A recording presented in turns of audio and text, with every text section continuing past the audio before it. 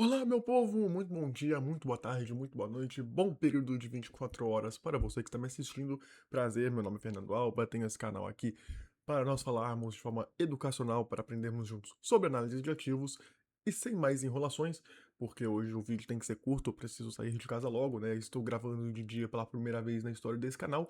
Vamos falar sobre a primeira estoque que aqui analisaremos. E só uma coisinha antes, rapidinho.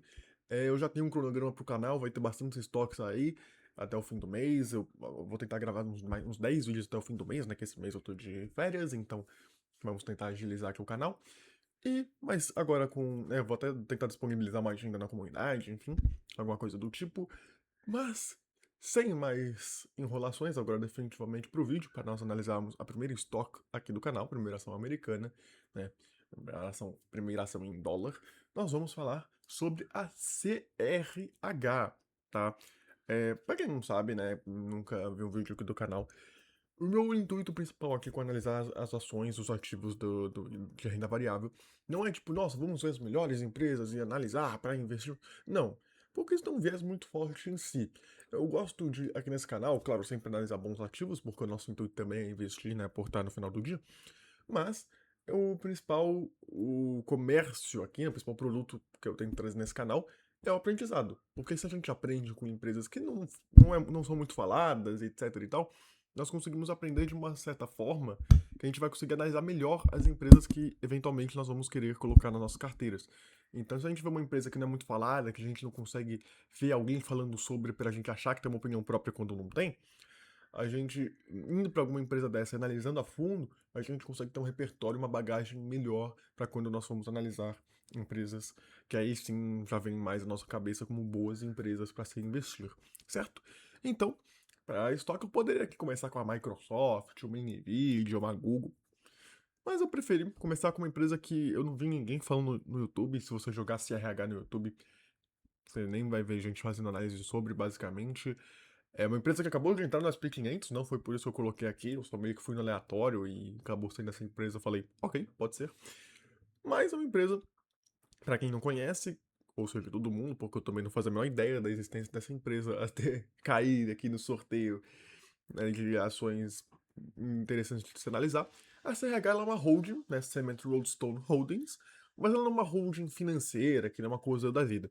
Ela é uma holding integrada, em que como vocês podem ver, né, aqui pelo setor de material de construção e pela sigla, né, Cement Roadstone Holdings, ela, como tá, lembrando, sempre tem um roteirinho na descrição em que sempre tem os tópicos do que eu vou falar aqui no canal, no vídeo, né? Então, se você quiser ver a análise e depois, putz, teve um insight que eu não lembro como que é, você não precisa voltar e ver o vídeo inteiro, tentar achar no meio do vídeo, já que o vídeo é longo, você pode ir no roteirinho que vai estar lá no meio, provavelmente, tá? A Cement Roadstone Holdings ela é uma empresa, ela é uma fabricante global, né, de materiais de construção, né? Principalmente no setor de agregados, que são aqueles. Eu não sou da área, tá? Então, se você for da área, perdão. Eu vou falar em termos muito chulos aqui. Mas é aqueles pozinhos, areia, tal, que você faz cimento, concreto, argamassa, etc. Então, ela é uma fabricante global, né? Ela é líder mundial na construção desse tipo de agregados para construção civil tendo soluções, né? Ela atua tanto nessa solução de agregados, né? Fazendo esses agregados para a indústria de construção civil, né? E como ela é líder, ela tem um poder de escala, teoricamente, como a gente vai ver posteriormente na análise mais profunda, né? Vamos primeiro ver os números para a gente não cair em historinha. Mas ela também tem uma solução de serviços de construção, em que ela atua diretamente na construção de alguma obra de infraestrutura, como uma ponte, uma hidrelétrica e etc. E ela se expande, porque assim, ok, ela é uma fabricante global líder de materiais de construção com soluções de agregado de serviços de construção, como literalmente está escrito na descrição. Mas, como que ela faz isso?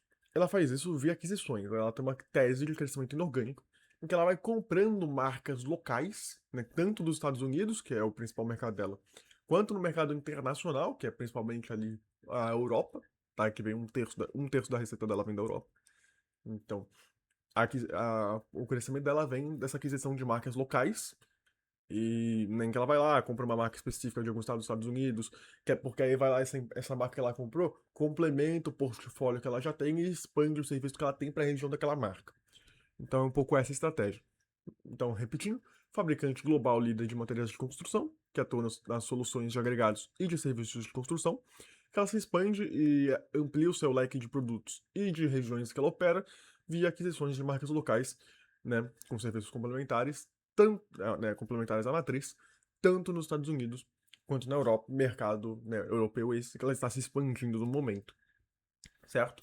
Mas ok, a partir disso, a gente já tem uma ideia, né, mais ou menos, do que a CRH faz, e assim a gente consegue já entender um pouco os números, tá? E aí a historinha mais completa, tal, que tem ali aquele um pouquinho de marketing, né, pra atrair gente pra investir, a gente fala no final, caso a gente ache válido. Aqui já tem um pouquinho de spoiler da nota final da minha análise, mas só uma coisa, tá? Esse 3 é um 3 um pouco 4, tá? No final do dia. É um pouquinho complexo só definir isso aqui, porque tem um fator que prejudica um pouco a análise que eu vou falar posteriormente, tá? E, meu Deus, são 3 e 5, tá? Eu vou agilizar um pouco mais que umas 3 e 40 tem que estar saindo. Enfim, é... Bem, o market cap é bem grande, né? Uma empresa da Irlanda. Não sei se ela originalmente... Acho que não é originalmente da Irlanda, tá? Acho que tá a sede na Irlanda porque tem benefício fiscal, essas coisas, enfim. Mas é uma empresa bem grande, né? Tá na SP500, 85 bilhões de market cap, lembrando, isso aqui é em dólares. Então, se você fizer a conversão, isso deve ser o market cap do Itaú, que é a maior empresa em market cap no Brasil hoje em dia. E é uma empresa que acabou de entrar nas SP500, ninguém nem liga para você ver a diferença de magnitude dos mercados de capitais do Brasil para o exterior. E aqui nem tô falando necessariamente dos Estados Unidos em si, tá? Mas basta ver, né? Porque como investimento não é uma coisa que a gente pode manter só no Brasil, não só por questão de risco do país, etc, etc, mas também, né, porque a gente perde muita coisa se a gente ficar alienado em um mercado só, principalmente um mercado não tão desenvolvido quanto o brasileiro, e também uma moeda mais fraca como o real, né? Tanto que nem isso nem estava no script, mas só se vocês quiserem ver um gráfico que mostra como isso é importante, né, se investir em outros países, é só você pegar aqui como é a ADR, né, estoque de Itaú lá fora. O Itaú é considerado uma das melhores empresas, né, no mercado brasileiro, crescimento constante de lucro, mas olha como é o balanço para um gringo. É como se a empresa tivesse nem crescido e caído. É que, ó, aqui é pandemia, então a gente ignora. Mas é como se ela não tivesse crescido nos últimos 10 anos. Pra você ver como o impacto de uma moeda fraca pode falar, nossa, a gente, mas, pô, Itaú foi muito lucrativo investir nos últimos 10 anos. É, mas em dólar talvez nem tanto. Por isso que também é importante você diversificar em moedas, certo? E principalmente, né, dólar, né? Que também com dólar sendo moeda principal hoje em dia, a gente não sabe o futuro, né? Mas hoje em dia a gente já tem uma exposição bastante considerável a outros mercados, outras moedas. Enfim. Falando um pouco da governança em si, aqui eu vou falar um pouco das diferenças de analisar ações para estoques, tá? Como aqui é a primeira estoque que eu vou analisar. Analisar estoques, a governança de estoques é um pouco mais difícil, porque no Brasil a gente tem segmento de listagem e tem umas informações a mais que são públicas no Brasil que lá fora não são, tá? Aí no Brasil a governança corporativa aberta, né, no segmento de listagem aberto, das empresas de capital aberto, quero dizer, é um pouquinho mais fácil de você entender por cima, é um pouquinho mais transparente no geral. Mas isso não quer dizer que a gente não consiga entender a governança de uma empresa de fora, certo? Uma coisa que a gente pode começar a ver direto é a remuneração dos executivos, né? Que aqui a gente pode ver que é uma remuneração ok, né? Tem uma tendência de crescimento, mas não é uma tendência de crescimento muito absurda, né? Assim, tipo, muito. Assim, nossa, todo lucro vai para remuneração, né? E assim, tem uma tendência de crescimento, mas tem um lastro nos resultados da empresa, né? Saiu aqui de. A gente vai explicar isso aqui, tá? Mas, ó, por exemplo, quadruplicou o lucro, triplicou a remuneração, ok, tá ali, né? Você tem que remunerar bem quem faz a empresa ser boa. Então, né, capital humano é importante você investir também. Então, ok, é uma remuneração ok. Não tem muito o que falar aqui. Tá crescendo, mas tá ancorado nos resultados da empresa, então tudo bem. É, a liquidez não tem. Ah, não, aqui tá dividindo a receita, mas enfim. Não gosto muito dessa divisão aqui. A liquidez não tem nem muito o que falar, é uma liquidez bastante alta, né? No dia que. Para de me. Quem tá me mandando 58 mensagens? Espera aí, perdão, deixa eu interromper o vídeo. Ok, depois eu respondo. Enfim, é... perdão pela essa interrupção. Eu vou jogar o celular pra trás pra não ficar no móvel. Beleza. A liquidez é bastante alta, né? Uma liquidez de. Pô, no pior dia, 2 milhões de ações. e a cotação na pior das hipóteses, vamos pegar lá atrás, 20 centavos, $20. Pô, uma liquidez, é liquidez de mercado desenvolvido, né? Obviamente você vai ter bastante espaço para entrar e sair, então sem problemas. E antes que alguém fique maravilhado com isso aqui, calma. Torcedores, calma, isso não quer dizer que a empresa seja necessariamente maravilhosa, tá? Mas voltando, é uma liquidez muito boa, e isso aqui conta um pouco conta um pouco o que a gente vai analisar hoje, tá? Se você for pegar aqui, parece um gráfico bem maluco, né, de emissão de ações, né? Para quem não entendeu, isso aqui é o gráfico da base acionária. Mas isso aqui conta bastante coisa, a gente vai acabar voltando bastante para cá. Mas se você for ver, teve um follow-on aqui bastante considerável, né, de uns 30%, né, em comparação logo depois, da base acionária, de 2009 para 2010, basicamente, de 2008 para 2009. Lembrando, essa é uma empresa que é de construção civil, então já vão linkando os pontos aí. Também teve follow-on de 2014 para 2015, também vou explicar isso. Mas desde 2018, especialmente, ela tem recomprado muitas ações, tá? Ela recomprou 20% de sua base acionária. Isso é uma coisa que vai impactar bastante a evolução dos resultados da empresa, principalmente no lucro por ação, que a gente vai ver logo em seguida, tá? Mas agora, sem mais enrolações, vamos para os números, tá? Da empresa, que é o que mais importa, né? Pra gente ver se uma empresa é boa ou não. Então vamos lá, vou colocar aqui meu template pra gente analisar. Vamos lá. Se você. Eu vou tirar um pouco do zoom, porque, enfim, tentar tirar de um nível razoável. Depois eu coloco o zoom mais forte, tá? Enfim, se você for ver uma coisa, primeiramente, tá, vamos começar, vamos por etapas. Se você for ver a receita líquida da empresa, você já percebe que não é uma receita líquida tão convencional. Ela é uma receita líquida que aumentou muito de 2005 para 2007, tá? Ok, teve um crescimento bastante acelerado. E depois, não é como se ela tivesse crescido ou caído indefinidamente, tá? Por quê? Tanto que se você for ver, de 2007 até hoje, teve um crescimento de 1% ao ano, tá? Mas levar isso aqui em consideração, não. Então a receita vai crescer 1% ao ano na perpetuidade? É um erro. Por um motivo muito simples. Que aqui eu já vou falar um pouco do que vai pautar muito da análise. Essa aqui é uma empresa cíclica, tá? Você pode falar, pô, mas cadê a commodity, né? Geralmente a gente associa empresas é, cíclicas a alguma commodity. Aqui não tem commodity. Mas o mercado de construção civil é um mercado bastante comoditizado, né? Passa por altas, baixas. É um mercado que sofre bastante com tendências macroeconômicas e com crises, né, geral das economias globais.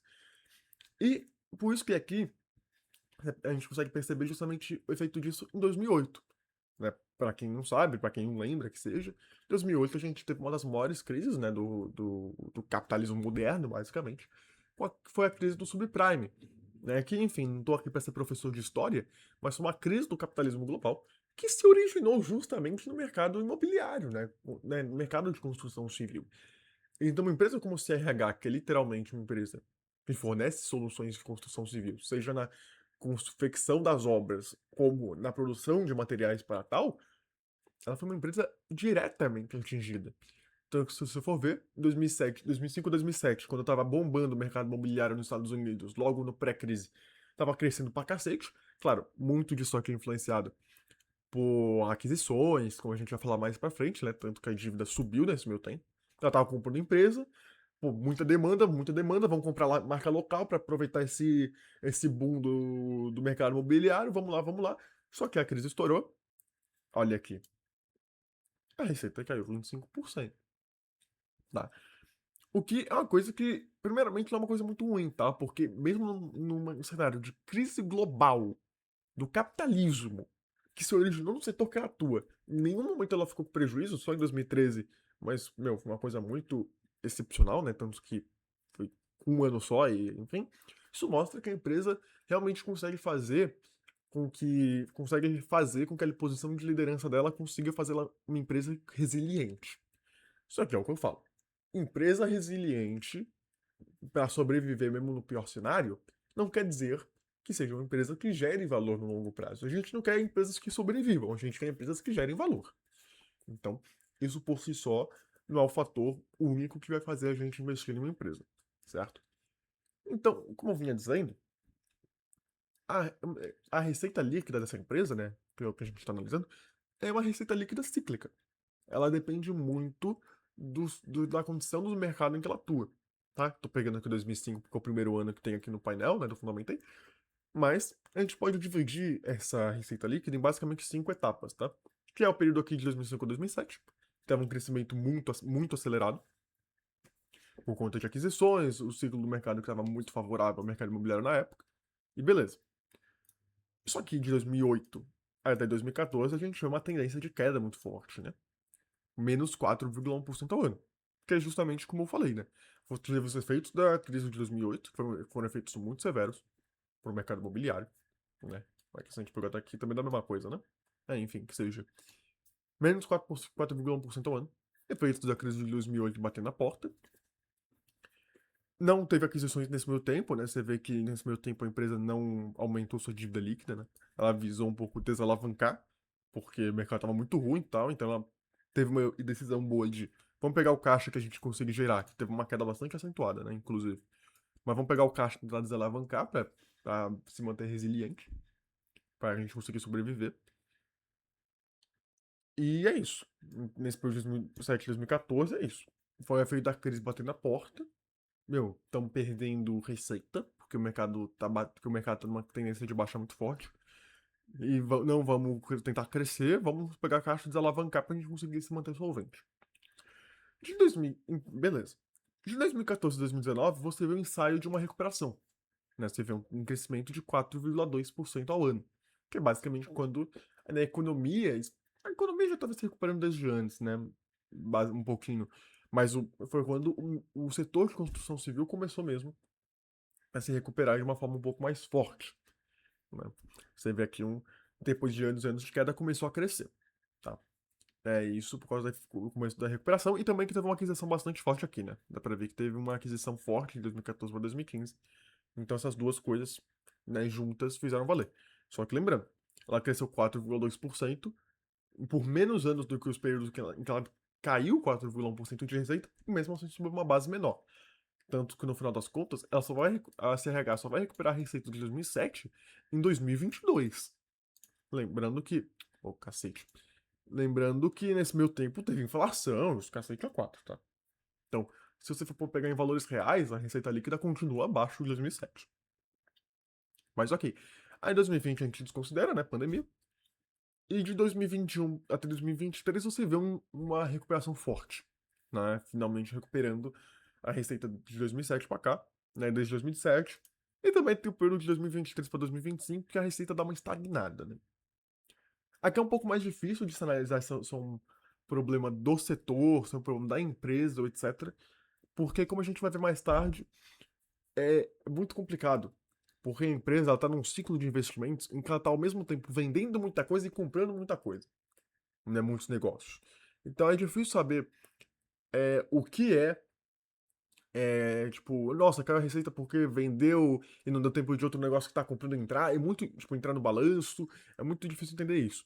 Então, desde 2023 é um crescimento modesto, né, muito fraco, mas é difícil saber de onde veio isso, se é uma coisa conjuntural do setor, se é uma coisa da própria empresa, se é um negócio das aquisições, então eu não consideraria muito isso aqui por enquanto, tá? Depois a gente fala mais sobre isso. Então, essas são as principais etapas da receita líquida. O que já mostra uma coisa, né? É uma empresa que depende bastante do mercado em que ela tá. O que não necessariamente é um problema, né? Porque, ok, ela ser de um setor comoditizado basicamente é ruim, né? No geral, para quem quer uma geração de valor consistente no longo prazo. Só que isso não é necessariamente uma coisa ruim, né? Você pode ser uma empresa que está no commodity, mas ter vantagens competitivas muito fortes que fazem você perseverar e ter uma geração de valor muito forte apesar disso. Então, um exemplo é a própria April, né? Que é meio notória por isso. E a SRH, como uma líder de mercado global, você pode falar, pô, tem de escala, tal, né? Então, isso poderia acontecer também.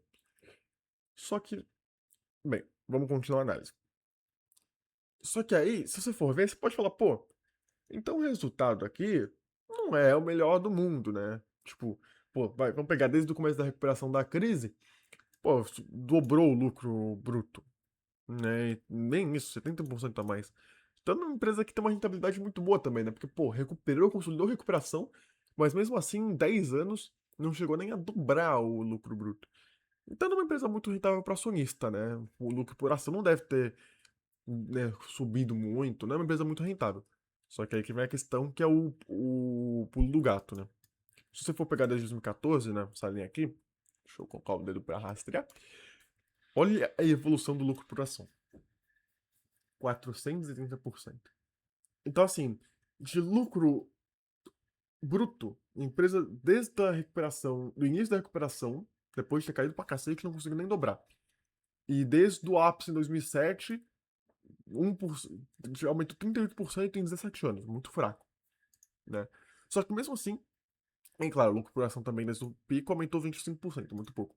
Mas, pô, então como desde o início da recuperação ela conseguiu mais que quintuplicar o lucro por ação? Aí que vem o pulo do gato. Porque o lucro bruto, é... Bem, o lucro bruto, sinceramente, não tem nem muito o que ver, tá? Ele é bastante parecido com a evolução da receita líquida, né? Então, se você for pegar as etapas da receita líquida que eu falei, né, pelos anos e tal, o lucro bruto ele aumentou 31% nesse período, frente a 34% da receita líquida, ok, crescimento e tal, aumentou um pouco menos, mas nada de excepcional, né? Aquisição, entrada de novos negócios, pouca sinergia, nada de excepcional, de ruim, né? Queda ligeira de margem mais normal na pista de aquisições, sem eventuais sinergias. Quando teve a queda de 4,1% da receita ao longo de 2007 e 2014, o lucro bruto acompanhou 4,2%, 4,5% inclusive, né? Tá errado aqui no documento. Eu vou até ajustar isso aqui, cadê? 4,5%. O que ok. Também acompanhou, só que isso é uma coisa já interessante, né? A demanda caiu e o lucro bruto ele acompanhou a queda da receita. O que já é uma coisa um pouco contraintuitiva se a gente parar pra pensar, porque conforme menos demanda, você tem uma diminuição da diluição dos custos fixos. Então vamos supor, você tem 100 de custo para uma indústria, R$ 100. Se você vende menos, você não vai ter um lucro proporcionalmente menor. Porque o custo fixo ali ele vai permanecer. Então você teria que ter um lucro bruto menor. Você teria que ter uma queda maior do lucro bruto. Porque vamos supor, é R$ 100 o custo fixo e R$ 1 o custo variável. Aí você cai R$ 30 a receita. Só que os R$ 100 de custo fixo vão ficar ali. O custo variável pode cair porque caiu a demanda, mas o custo fixo permanece ali como um custo que corrói ainda mais a margem. Então era para ter tido uma espécie de desalavancagem operacional, o que não aconteceu muito, né? Porque foi de 4,1 para 4,5% negativo ao ano. Não, uma desalavancagem muito forte. Claro, ao longo de 4 anos, de 7 anos, é 25% contra 28%, mas ainda assim é pouco. Né? Então, isso já era um sinal interessante de que a empresa, mesmo com essa queda de demanda, ela estava tendo uma queda não muito grande no lucro bruto, o que mostrava que ela já estava conseguindo adaptar um pouco as operações dela, né, a operação dela no geral, para esse cenário, que é uma coisa que depois vai fazer bastante diferença na análise aqui, tá? E que explica muito porque o lucro por ação quintuplicou, tá? Mas ok, então ela conseguiu enxugar um pouco a operação industrial, né? Porque tem operacional, que são os custos da empresa, e eu chamo de industrial, mesmo que não seja industrial, os custos da fabricação dos produtos e dos serviços em si, tá? Então ela já conseguiu nesse meio tempo enxugar bastante os custos para conseguir ter uma queda do lucro bruto menor, quer dizer, um pouquinho maior, mas muito pouco maior quando você considera a questão da desalavancagem operacional e dos custos fixos em relação à queda da receita, tá? E depois, né, então tipo, caiu um pouco mais porque teve um pouco menos de demanda e um pouco menos de diluição de custo fixo, a margem caiu mesmo sem baixar o preço, mas num nível bem ok, tá bem ok, quando comparado que teve uma diluição bem menor de custo fixo, porque a receita caiu bastante. O que mostra que a empresa teve que se fazer uma saia justa ali. E depois, entre 2014 e 2019, você já vê um pouquinho do porquê o lucro por ação aumentou tanto. Na receita líquida aumentou 4,2%, enquanto o lucro bruto ele aumentou 6,9% ao ano, tá? Porque, ou seja, quando estava muito ruim, a empresa ela provavelmente teve que fechar algumas indústrias, né, para enxugar um pouco os custos e o lucro bruto não cair tanto, porque se o lucro bruto caísse ainda mais, isso arrastaria para o lucro líquido, que aí teria virado um prejuízo por muito mais tempo do que isso há um ano especificamente. Tá? Então isso mostra que a empresa conseguiu fazer enxugar esses custos industriais de alguma forma, esse custo bruto de alguma forma, o que foi muito bom no período do início da recuperação, porque aí a demanda começou a voltar, só que com os custos brutos enxutos, esse custo bruto, tipo, essa nova estrutura de custos brutos conseguiu atender a demanda adicional que veio no início da recuperação.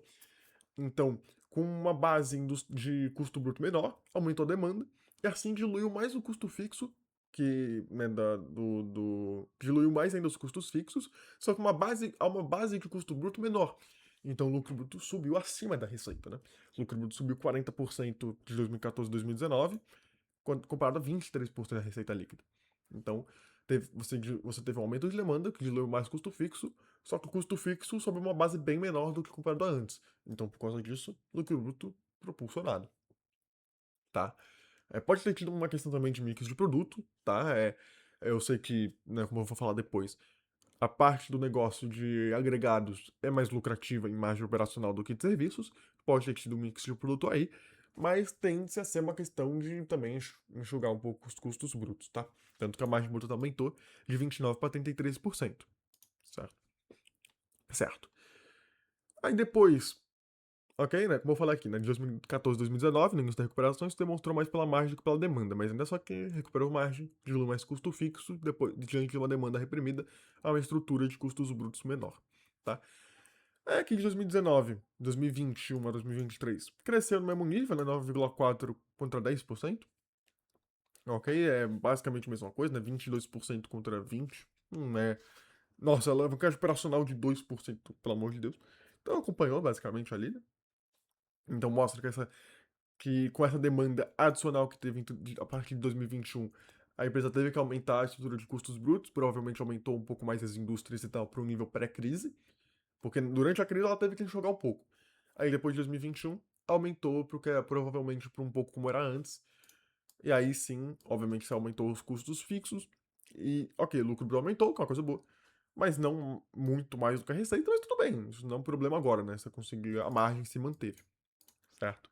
Não, você aumentar o lucro bruto, você aumenta a margem, não é um problema, né? O problema seria se o lucro bruto caísse ou se as margens fossem deterioradas, mas nenhum dos dois aconteceu.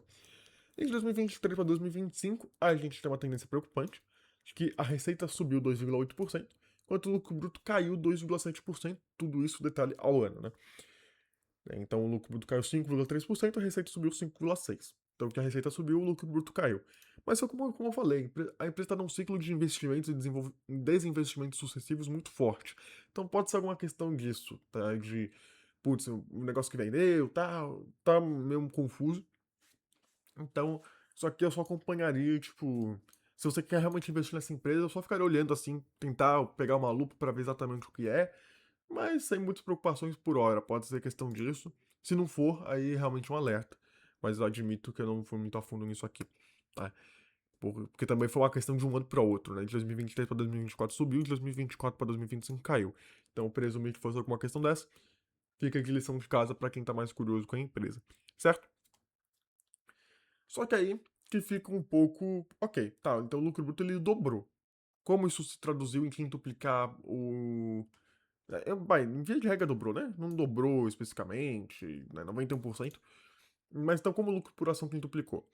Então, lembra que eu falei que no ápice da crise ela conseguiu enxugar os custos brutos a ponto do, do lucro bruto cair só um pouquinho mais do que a receita líquida, mesmo com o fator da diluição dos custos fixos, em teoria, tendo que fazer o lucro bruto cair bem mais do que só um pouquinho a mais da receita líquida? Então, é aqui que a gente começa a entender um pouco mais como. Qual foi a minha conclusão da análise? Já vou dar um pouquinho de spoiler aqui. Eu não achei a CRH uma empresa, pô, revolucionária, muita avenida de crescimento, não sei o que, não sei o que lá. Não foi essa a minha conclusão. Mas uma conclusão que eu achei inevitável de se chegar é que a empresa ela tem uma disciplina muito forte dos custos operacionais e brutos dela, tá? A empresa ela consegue ter uma gestão né, em que ela consegue ter uma disciplina dos custos muito forte, em que ela consegue, num período ruim, controlar custo, conter custo e manter uma execução boa de operacional. Então, tanto para mim, a conclusão é essa. Não vejo muitas avenidas de crescimento nessa empresa, né, a ponto de, nossa, muito boa empresa. Pessoalmente não achei, tanto que eu dei 3 estrelas. mas é inegável que ela tem uma boa execução do operacional, porque ela consegue conter um pouco os custos, como a gente viu aqui no período da crise, em que, né, não caiu tanto o lucro bruto quando comparado à receita líquida, certo? E isso vai se traduzir, e aqui que a gente começa a entender um pouco porque o LPA, o lucro por ação, que é basicamente, né, a remuneração do acionista, não a remuneração do acionista, mas vocês sabem o que é LPA, pelo amor de Deus. Por isso que ele duplicou. Porque isso que a gente viu no lucro bruto, ele passou para o operacional também no período de começo da recuperação da crise.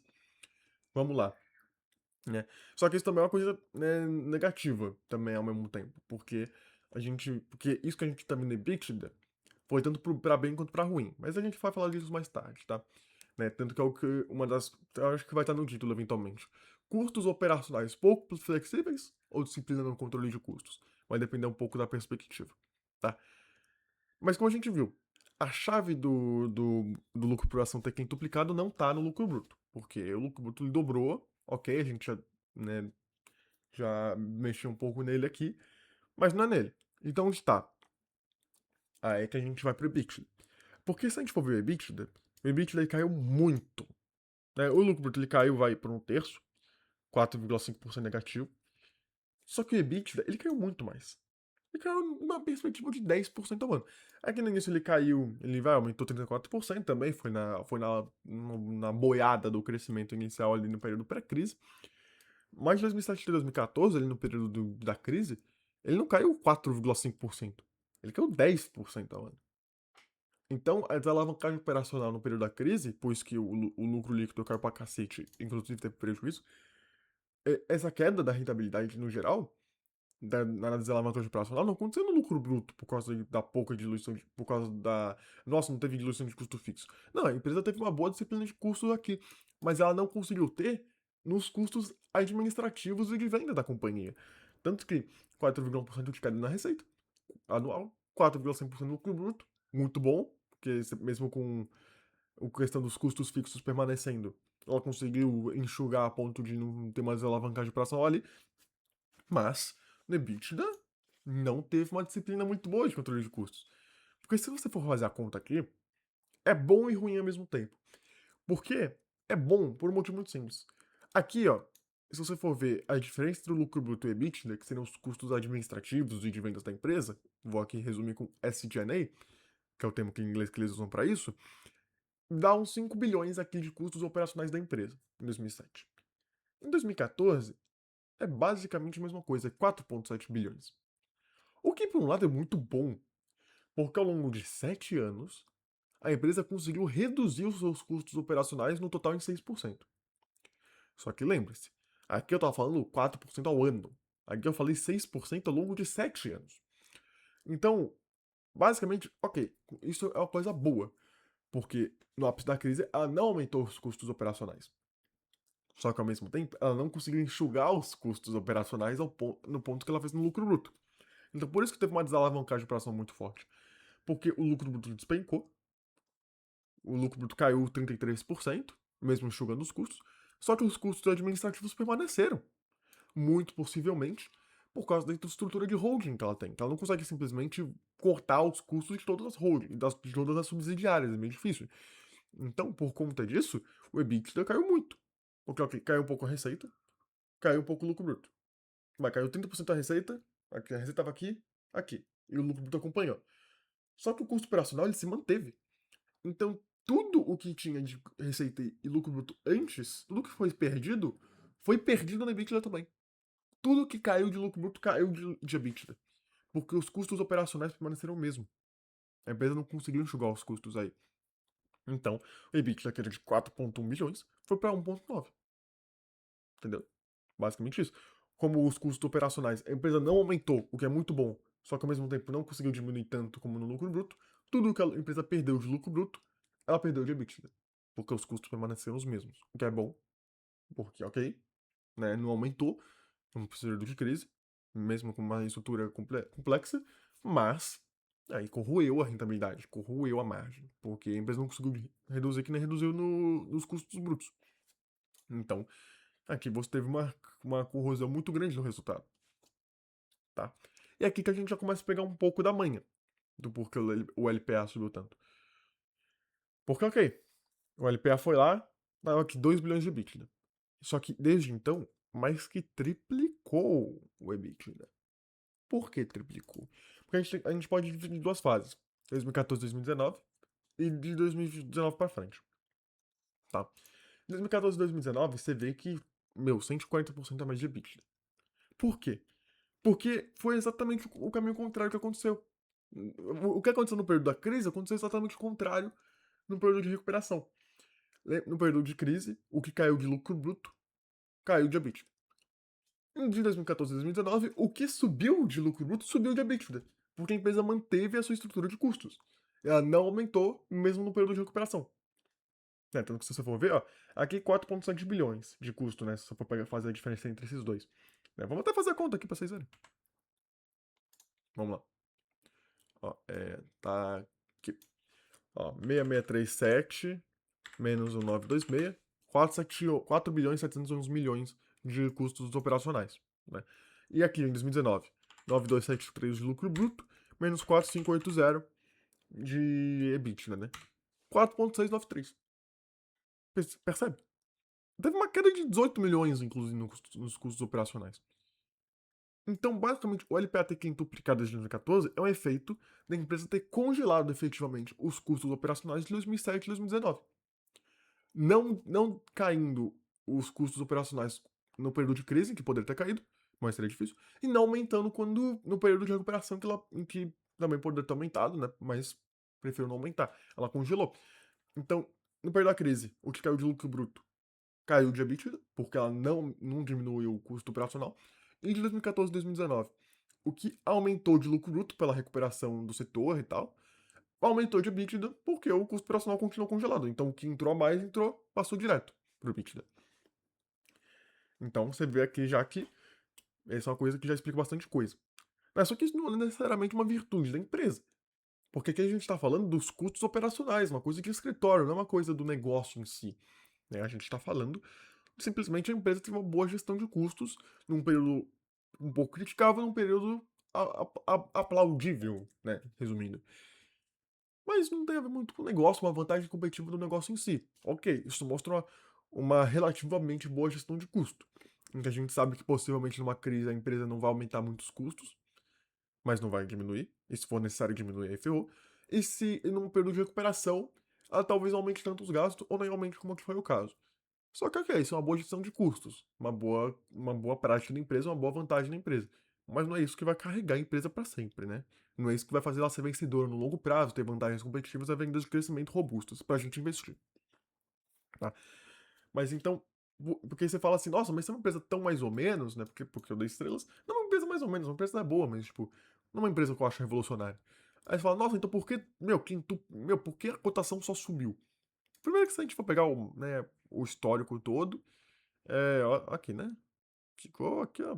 Ficou de lado até 2019 é o quê? Desde 2007, né? Mas, pô, por que não subiu pra cacete daqui? Porque isso aqui tá ancorado no lucro por ação, né? Se eu for pegar desde 2014, principalmente. Aqui desde 2014... Bem, o crescimento da ação foi um pouco mais do que o lucro por ação, porque, ok, né? Agora a empresa tá lucrando mais, então aumentou a expectativa do mercado acerca do desempenho dela, normal.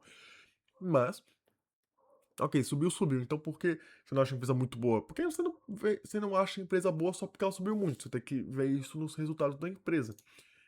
E aqui, se você for pegar, por que o EBITDA subiu bastante de 2014 a 2019? Porque o que o setor se recuperou, né? A recuperação de uma crise do setor só passou direto para o EBITDA porque a empresa não aumentou os custos operacionais. Assim como ela não diminuiu no período de crise como ela poderia ter feito. Então, ok, isso mostra que ela consegue ser resiliente em cenário de crise e tal. Mas isso não adianta. Tem que ser uma empresa que gera valor no longo prazo e que isso seja uma virtude que mantém ela sobrevivendo, como uma Vale, por exemplo, como eu já falei em um outro vídeo. A Vale é uma empresa cíclica, mas mesmo no pior período de crise ela consegue se manter muito bem, porque mesmo que os resultados caiam, ela tem o ferro mais barato, um dos ferros mais baratos, de alta qualidade e tal. Então ela consegue gerar muito caixa, mesmo assim. Então essa disciplina de custos que a Vale tem é só um bônus, não é o core, não é o núcleo, né? Como tá aqui saindo, como a gente tá vendo. tá? Mas ok, 150% de EBITDA subiu porque o que passou do lucro bruto, o que aumentou de lucro bruto na recuperação do setor, que não é necessariamente um mérito da empresa, passou limpo por EBITDA, tá? Mas ok, mas só que foi 150% de aumento, enquanto o lucro por ação, ele aumentou 130%. Cadê o resto? Né, que eu falei que é 430%, né, no geral, se a gente for pegar aqui. 430. O resto, tá? Como a gente pode ver, veio com uma questão de continuação da recuperação do setor. Aí você pega aqui de 2021 a 2023, o EBITDA subiu bastante porque o lucro bruto subiu bastante. Né? Aí teve a efetiva recuperação do setor, né? Aí o setor se recuperou, tá? A empresa cresceu bastante também, então não é só tipo, nossa, o setor se recuperou, ela cresceu bastante. Não, só que teve bastante aquisição também. Aí, aí cresceu o EBITDA, só que a gente já pode ver que os custos subiram, né? Tava em 4,7 bilhões, aqui já tá em 6. 12,7 menos 6,7 dá 6. Então subiu o custo operacional. Só que ok, subiu um custo menor, lógico. Então, então aí 6 bilhões de EBITDA e tal.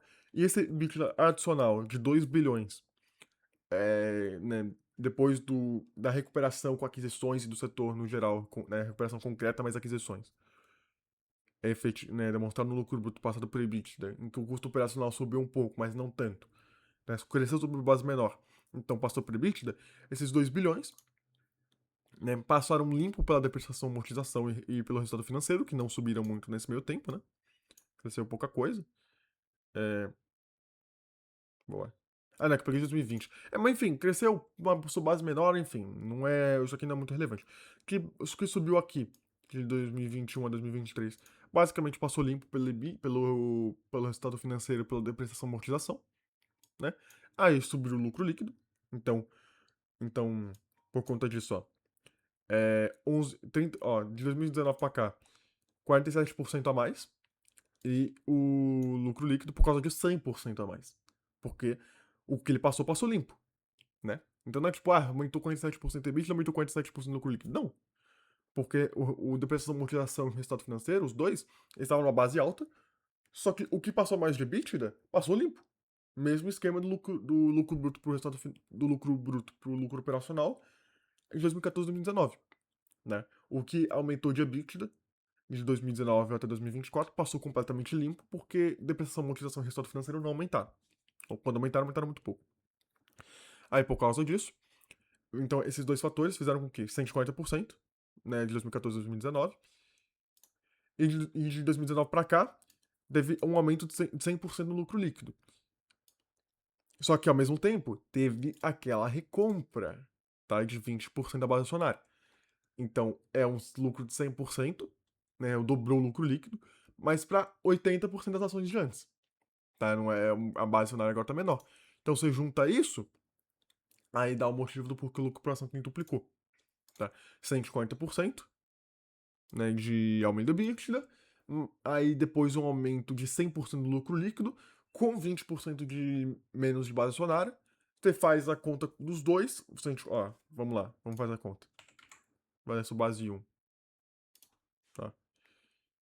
Bom, nós temos de 100. Aí vezes 1,4, que é o vezes 2,4, né? Porque o EBITDA aumentou 150%, então é 2,4 vezes. Aí, beleza. Aí, então isso de 2014 a 2019, né? 150% a mais. Aí, de 2019 a 2024, o lucro líquido dobrou. Só que ele dobrou para 80% das ações. Então, se você for fazer a conta, é 100 para 100, 200 para 80. É 2,5 vezes.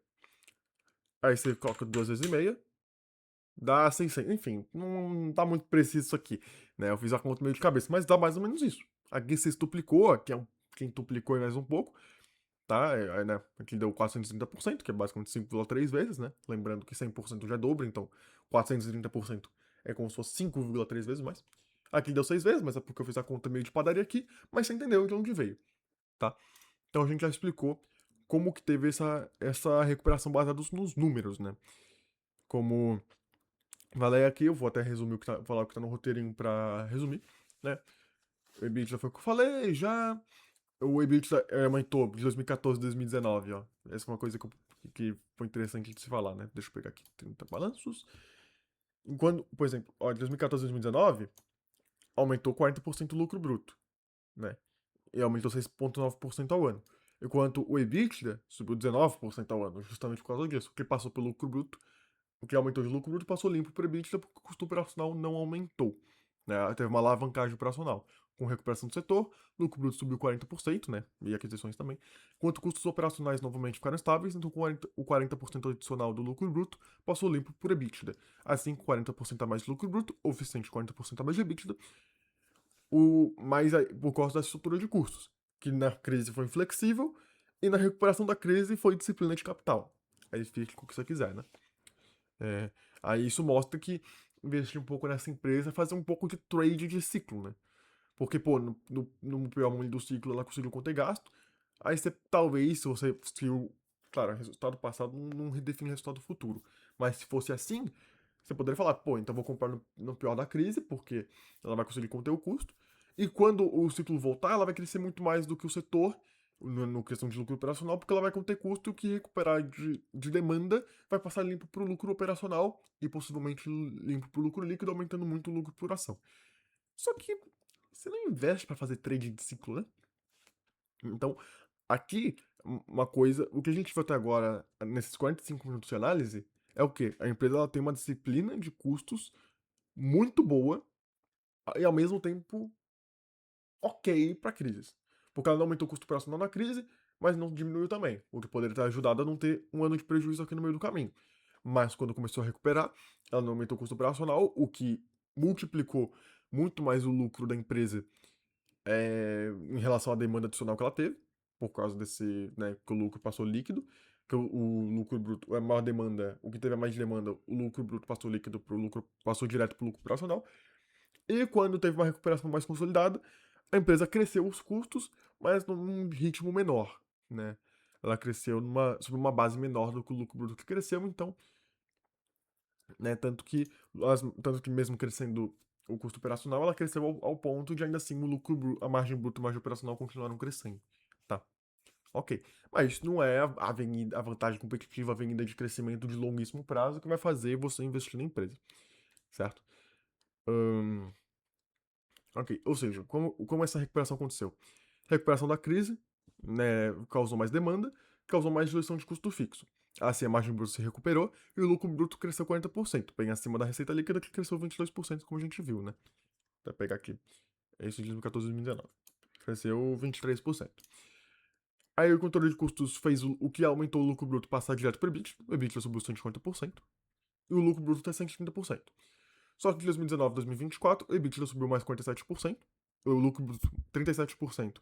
Aí, com a alavancagem operacional, os custos não aumentaram tanto quanto a expansão do lucro bruto. Os 37% de lucro bruto se transformaram em 47% de EBITDA, um pouquinho de alavancagem operacional aí. Os custos operacionais, como eu disse, subiram, só que a base é menor, passando mais para o EBITDA, né? Porque o custo operacional subiu 20%, enquanto o lucro bruto subiu 33% e o lucro bruto subiu sob base maior. E esse 47% a mais de EBITDA passou limpo pelo DIA e pelo resultado financeiro, porque não aumentou nesse meio tempo, né, os dois custos. Então, lucro líquido, então 37% de lucro bruto isso resultou em 47% a mais de EBITDA, isso ao longo de 5 anos, que você pode determinar se é uma taxa de crescimento ok ou não, mas fez lucro líquido aumentar 100%, né, alavancagem operacional, por causa da estrutura, por causa de um bom controle de custos de uma empresa no contexto de recuperação da crise do setor cíclico que ela está. Então, o lucro líquido dobrou, aí com as recompras de 20% da base acionária, né, que a empresa foi lá e pegou o caixa que ela gerou nesse meio tempo, começou a recomprar ações, né, detalhe, ela faz follow-on, aí começou a recuperar da crise, aí começou a recomprar. Aí você pega essa recompra, aumentou o lucro por ação, né? 140%, aumentou 140%, 130% mais 140%, somos dois, dá o quintuplicação de lucro por ação que a gente viu, tá? Mas se você parar pra ouvir bem o que eu falei, foi o que eu disse. Isso tudo foi uma recuperação dentro de um cenário cíclico de crise, né? Não mostra né, uma vantagem competitiva super forte, super revolucionária, super especial que a empresa tem pra gente olhar e falar, nossa, é que nem por exemplo, é uma track and field que eu já analisei aqui, que eu tenho um monte de vantagens competitivas que eu gostei. Aqui a gente não vê isso, aqui a gente mostra, aqui a gente vê um controle de custos interessante que multiplica que reduz um pouco o prejuízo da empresa, que reduz um pouco a corrosão das margens da empresa no cenário de crise, porque ela consegue controlar os custos, e ao mesmo tempo consegue multiplicar os ganhos de lucro bruto quando o setor cíclico começa a se recuperar. Mas aí, se vier outro ciclo para baixo também, vai correr margem, então, né, e depois multiplicar, e se isso ficar acontecendo o tempo todo, você vai ter um lucro bruto vamos pegar tudo, o histórico inteiro, que ao longo de 20 anos você vai crescer 3,8% ao ano. Então, lucro por ação, que nesse meio tempo todo subiu 4% ao ano. Então não é por causa disso exclusivamente que você vai investir na empresa, você tem que ver outras coisas também, tá? Aí, ok, mas então, falando... Nossa, são 3,50, ferrou, tá? Vou ser rápido aqui. Enfim, vamos lá. Vamos falar do resto do balanço aqui, do painel, né? Se você for ver, você pode falar, pô, Fernando, essa depreciação e amortização ela deve estar muito distorcida, né? Por causa de aquisições, né? Você falou que a empresa faz muitas aquisições. Se você for ver, é o que a empresa ela dobrou a dívida líquida e logo depois ela teve uma depreciação e amortização muito forte. Depois diminuiu, né? No período em que ela tentou desalavancar por causa da crise e que ela não comprou nada. Aí a depreciação e amortização caiu. E depois, né? Quando, por exemplo, aqui ela começou ela, de novo, triplicou a dívida líquida. Tu tem um pouco de lisa aqui, tá? Mas enfim. Depois que ela triplicou a dívida líquida, começou já a aumentar a depressão amortização. Então, essa depressão amortização, você pensa, né, se você só olhar aqui, ela deve ser por causa dos goodwills de aquisição. Então, você pode desconsiderar isso aqui e falar que isso aqui está superestimado e colocar como geração de caixa. Certo? Errado. Vou explicar o porquê. Está errado. A depreciação e amortização dessa empresa não está superestimada. Não está superestimada. Por quê? Porque ela não amortiza goodwill. Se você for no Tenkei, é que eu não vou abrir Tenkei aqui porque eu tô um pouco apressado. Mas no Tenkei ela fala, ela não amortiza goodwill. Ela faz testes de impairment. Tanto que alguns anos tem impairment, tá? Não sei, alguns não, acho que tipo, sempre tem algum impairmentzinho, enfim. Isso faz um pouco parte do porquê eu vou explicar que o fluxo de caixa dela é um pouco difícil de se analisar. Mas enfim, não que impairment analise fluxo de caixa, não prejudica. Mas enfim, vou explicar mais tarde. Ponto é, então ela deprecia muito, ela deprecia duas coisas, tá? Ela deprecia ativos intangíveis, que ela deixa bem claro que é bem diferente de goodwill, e, enfim, aí fica um pouco no vento. Mas 90% dessa depreciação é por conta de. Eu deixei aqui, eu coloquei aqui. Eu acho que eu deixei no papelzinho. É Power Plant e Equipment, não é? Power Plant Equipment, sim. Que são a depreciação de prédios, de maquinário, etc, etc. Tá? Isso a prazos que me parecem meio razoáveis, tá? Prédios eles com 40 anos para depreciar, aí maquinário de 5 a 30 anos, depende de cada aparelho. Então, não é tão simples como, nossa, não, porque não tem goodwill. O que talvez seja, o que. Aí você fala, nossa, então por que quando a empresa adquire, né, tende a aumentar a depreciação e amortização? A minha tese é de que, porque quando você adquire a empresa, né, como ela é um setor de, não capex intensivo, né, mas é um setor que demanda muito maquinário e tal, eu acho que a depreciação aumenta logo depois que ela compra outras empresas, porque quando ela compra outra empresa, ela incorpora os ativos dessa empresa, incluindo os maquinários dessa empresa que ela comprou, no seu próprio balanço. Então ela tem que começar a depreciar os ativos dessa empresa que ela comprou. Aí a depreciação aumenta. Então não é a depreciação do goodwill, é a depreciação dos ativos da empresa que ela comprou. Mas é isso mesmo, quando a depreciação aumenta, é por conta de aquisições. Não, mas é por causa desse efeito secundário, porque, ó, como tá aqui, inclusive, de 2023 para 2024, o goodwill aumentou de 9 bilhões para 11 bilhões, enquanto o caixa diminuiu de 6 para 3 bilhões e a dívida aumentou. Então, realmente, quando o DIA aumenta, é por causa de aquisições, mas não é por causa da depreciação, não é por causa da depreciação do goodwill, é por causa da depreciação dos ativos da empresa que ela comprou, do maquinário, etc. E o goodwill, ele é depreciado por meio de impairment, né? Tipo, todo ano faz tal teste para ver se esse ativo intangível do goodwill perdeu valor, e se sim, joga como impairment. Não é depreciado que nem na maioria das empresas que a gente vê por aí, tá? É, Aí o resultado financeiro ele tende a acompanhar a depreciação e amortização, né? Se você for ver, quando a depreciação e amortização aumenta, o resultado financeiro também aumenta. E isso aí é uma coisa que faz sentido, né? Porque, como eu falei, a CRH é uma holding, que ela se expande por crescimento inorgânico. Então, quando ela está aumentando a depreciação, é porque ela está adquirindo. Não depreciando o goodwill, mas depreciando os ativos da empresa que ela comprou. Então, mas para isso acontecer, ela precisa comprar a empresa. E para ela comprar a empresa, ela se alavanca um pouco. Como a gente vê bem pouco, eu vou explicar um pouco disso mais pra frente, tá? Mas ela faz isso. Então, o resultado financeiro ele tende a acompanhar a depreciação e amortização. Porque a depreciação e amortização só cresce quando ela compra uma outra empresa e começa a depreciar os ativos dessa empresa. E ela só compra a empresa quando ela pega a dívida, né? Então o resultado financeiro também vai aumentar, né? Porque então como que a CRH ela faz? Porque você poderia pensar, ela vai lá e... É que não tem caixa, né? Deixa eu pegar o caixa líquido da empresa, aí vai ficar bem mais fácil de entender. Caixa equivalente de caixa. Cadê? Aqui. Você vê que tem umas quedas, né? Umas quedas, ó, 9 bilhões pra 7, pra 5, pra 4, pra 3. Daqui, ó, tanto que eu falo, de 2023 pra 2024, que caiu de 6 pra 3 bilhões. É, 4, né, na prática, mas enfim. 2 bilhões e meio que caiu.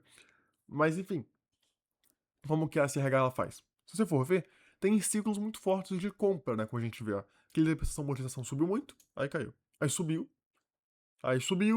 caiu um pouquinho, subiu. Aí, ó, subiu, caiu, subiu, né? E o resultado financeiro acompanha, né, no geral, ó. Se você for ver. Não 100%, mas tem que acompanhar. Por quê?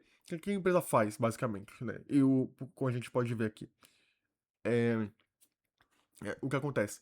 A CRH, se você for ver, como tem esses ciclos fortes, ela vai lá, putz, aumenta muito, aí diminui, aumenta, diminui. O que ela faz? Ela não vai comprando, tipo, muito de forma regular. Ela sempre vai comprando alguma coisinha ou outra, tá? Mas ela tem que comprar um pouco em bloco as empresas. Ela tem um ciclo forte de compra. Vai lá, compra um monte de uma vez, né? Sempre vai comprando alguma coisinha, mas compra um monte de uma vez. Aí o que ela faz? Compra um pouquinho de uma vez, aumenta a depreciação e amortização, aumenta o resultado financeiro. E ela para. Aí vai lá, espera esse ativo entrar no balanço, gerar um pouquinho mais de caixa. E quando começa a gerar um pouquinho mais de caixa, ela começa a desalavancar um pouquinho, né? Desalavanca um pouquinho, né? Aumenta um pouquinho o caixa, aumenta um pouquinho o caixa, diminui um pouquinho a dívida, ela diminui um pouquinho o resultado financeiro. Aí, quando começa a ficar numa situação um pouquinho mais confortável, ela vai lá e faz um outro bloco de aquisições. Você fica nessa. Vai lá, faz o bloco de aquisições, aumenta a prestação de amortização, aumenta o resultado financeiro, espera gerar um pouquinho mais de caixa, vai desalavancando, até chegar no momento que ela fica em um endividamento confortável, mais confortável do que ela já fica mesmo nesse ápice de aquisições, né? Ela vai lá e compra de novo, e faz um outro bloco de aquisições.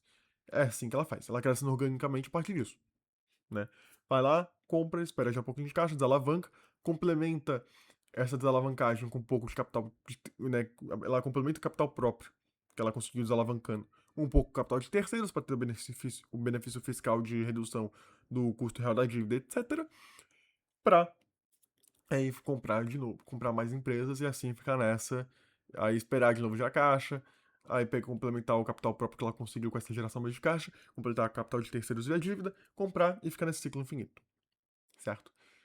E assim crescendo organicamente, comprando empresas que complementam o portfólio da matriz e das outras empresas que a matriz tem na holding, seja em questão de serviços, ela vai lá e compra uma empresa que tem um serviço que nenhuma outra do portfólio dela oferece, ou seja, complementar regionalmente, né? Comprar uma empresa de uma região que ela não atendia antes.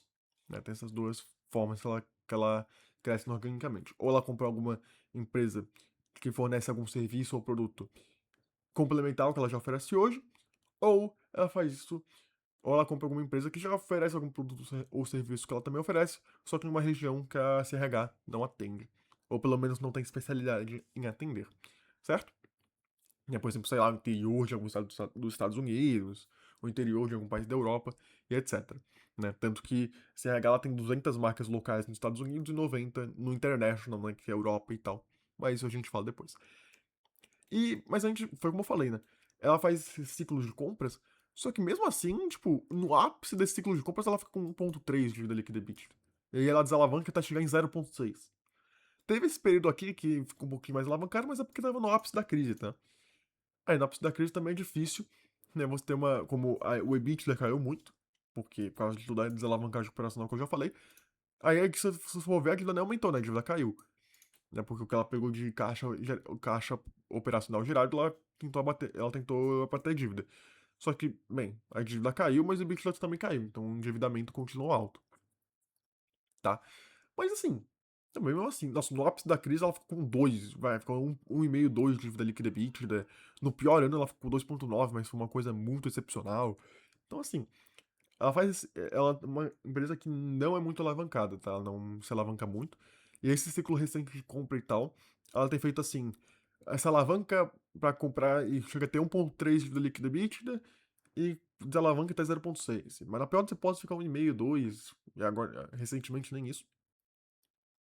Então, tanto faz. Tá, é óbvio, isso não é necessariamente algo que vai se repetir no futuro, não. No futuro ela pode se alavancar mais, mas permanecer desse tipo, uma estrutura de capital bem saudável, tá?